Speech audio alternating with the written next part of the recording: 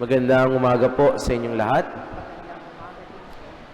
Monsignor Dan Santa Maria is the first rector of this beautiful church since it became a cathedral in 2003. Before he entered the seminary, he first graduated chemical engineering in University of Santo Tomas, summa cum laude.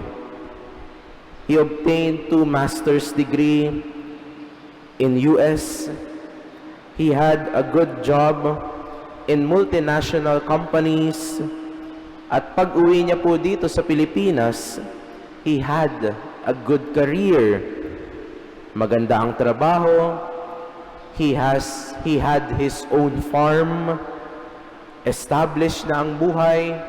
At sabi nga daw po sa kanya, pwede na siyang mag-asawa kahit 3 pang sabay-sabay. However, he left all these things, literally abandoning everything to follow the Lord. He entered the seminary in such a very late age, detaching from all the things in life. Dear brothers and sisters, I bet this man who was talking to Jesus in the gospel had a troubled heart. Sabi niya, Lord, ano pa po ba ang gagawin ko para mapunta sa langit? Nagawa ko naman na lahat. You shall not do this, you shall not do that. Sinunod ko lahat yun, Lord. Lahat po yan ginawa ko kahit dati pa. Clearly, that man is looking for something and missing something in himself. Maybe, if Christianity and inheriting the kingdom of God is just merely about do's and don'ts, thou shall and thou shall nots, siguro ang dali pong makapasok sa langit. Madali lang naman kasing sumunod sa batas at sa utos eh. But here comes the more difficult part. Sabi ni Jesus, we have to be detached from the worldly things around us.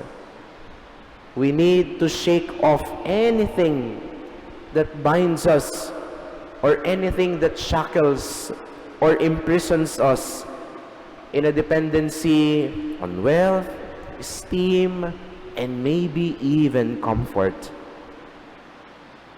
The wealth of the man who met Jesus in this incident made him sad. Sabi, he went away sad because he had many possessions.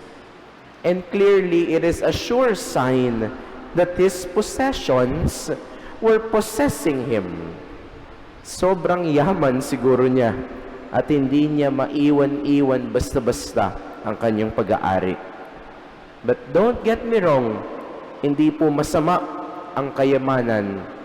In fact, hindi po ba we can even use our treasures in helping other people. They can even aid us in going to heaven. However, wealth and worldly things we desire can either bring us closer to God or distance us from Him. It is up to us.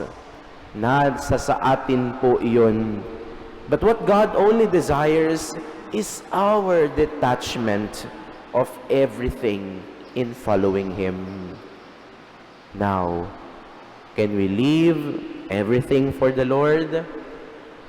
Or maybe, can we detach ourselves from the things around us just to be closer to God?